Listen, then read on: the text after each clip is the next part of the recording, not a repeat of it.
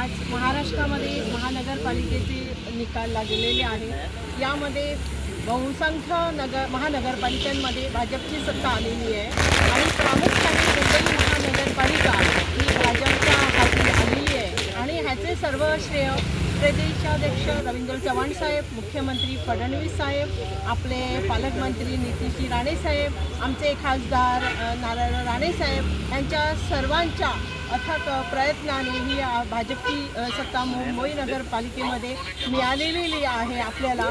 त्यामुळे आज आम्ही देवगड तालुक्यातर्फे इथे जल्लोष आनंद साजरा करत आहोत। धन्यवाद। भारतीय जनता पार्टीचा भारतीय जनता पार्टीचा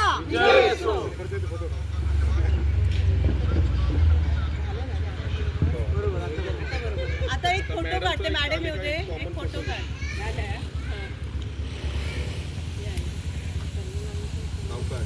आता करू